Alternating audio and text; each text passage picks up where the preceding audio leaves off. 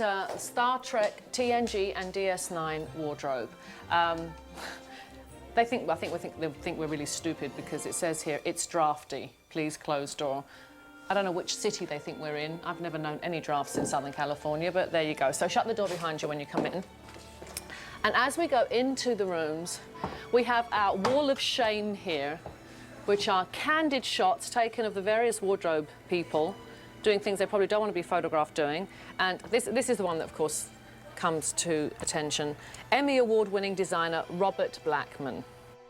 I came in the third season, and I was brought in to be the costume designer, but one of the specific things they wanted immediately was a modification of the original uniforms that were done for the series. Eventually, we ended up with these two-piece jackets made out of wool, which breathes. Though it might seem warmer, it actually transmits heat and air, so it's better.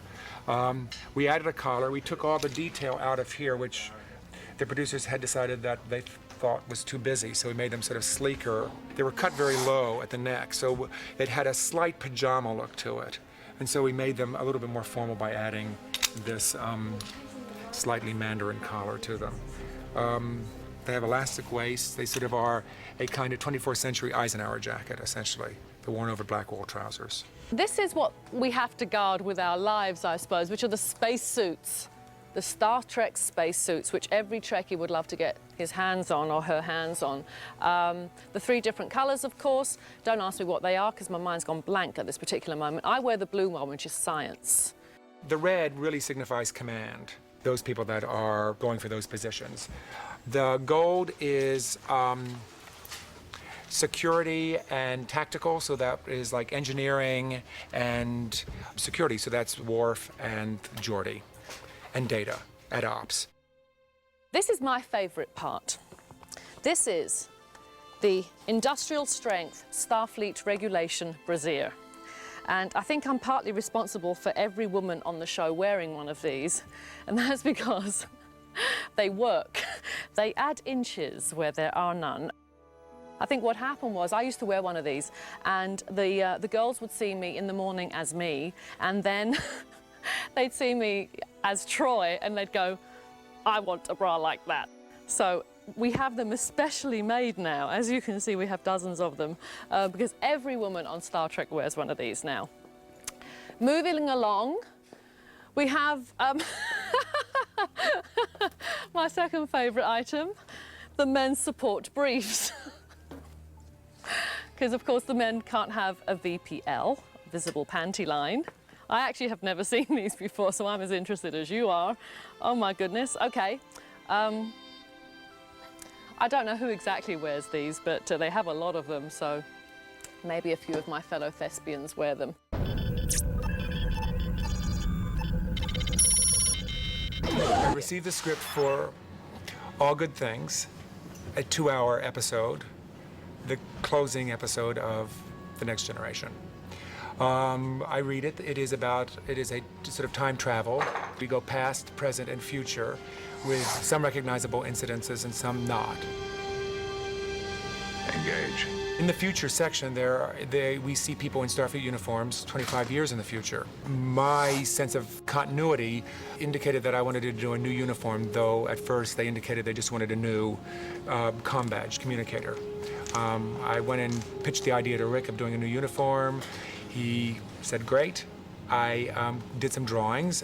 Went and approached him with those. He chose the one that he thought was best and came back, and we started. The drawing, I do what I refer to less than thumbnails, they're hangnails.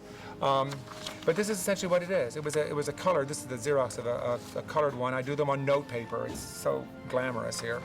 But here's the drawing. Now, this is what happens. I sat down with the cutter fitters. They were done by Renee Nault and Rory Cunningham. And the blue lines on it indicate how we started just talking about structure. All of this, how to actually make them work, what the neck was to look like when it was on from the back. And it goes from there. We then had some fit models come in, and we tried them on to see how they would work. They seemed to work, and we went into production to make the 25 that we had to make. Let's go into one of the changing rooms where we get fitted. Here we are. Now, obviously, this isn't Starfleet. This is atmosphere or some kind of costume. I have a feeling that this stuff was worn in the very last episode of Star Trek: The Next Generation, which is called All Good Things. We flash back to the original episode of the pilot, Encounter at Farpoint, where we were put on trial by Q. What this is, or this whole line of, or this group of clothing right here, are things that we are trying to recreate from the trial scene from the pilot, with Q as judge and 30 or 40 people rabble.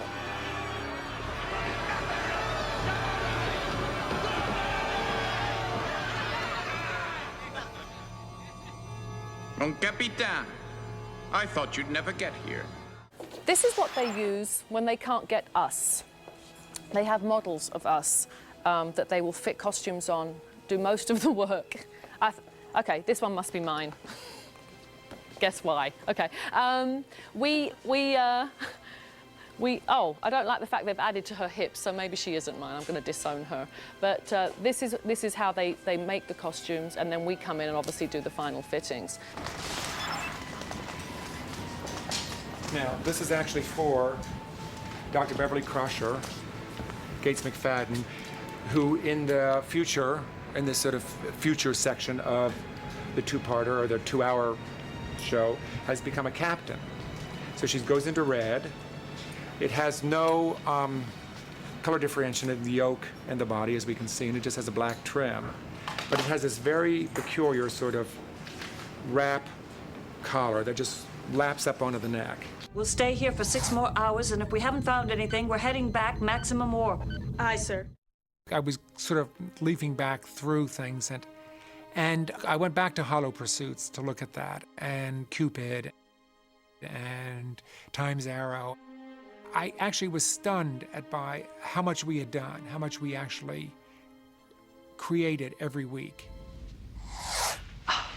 My fiancé just has to see how I look in this. Come along home. Major's an extraordinary woman, and it was a delight to dress her. It was a delight to come up with these things. There wasn't anything, I could not go too far. I go to the character. I go to Lexana Troy. She's like Annie Mame. She's like that scary and yet wonderful relative that I don't have, but that, you know, you can kind of wish you had, that is sort of larger than life and has the courage to do things that perhaps we wouldn't. Bad enough having to wear anything at all to my own wedding, but this? It's not the only one, but one that always sticks in my mind in The Next Generation, oddly enough, is Data's Day, which I thought was a wonderful way for us to look at this mechanical character and to just follow him through kind of 24 hours and what life is for him. And I thought it was a very ingenious way to make sure we really understood how brilliant Brent Spiner was as Data, in that we see this full day and we get to see him do what he does in the day. And there were a couple of interesting things, but it was really about the character development, and I really liked that a lot. It is my honor to unite you, Keiko Ishikawa, and you, Miles Edward O'Brien, together in matrimony.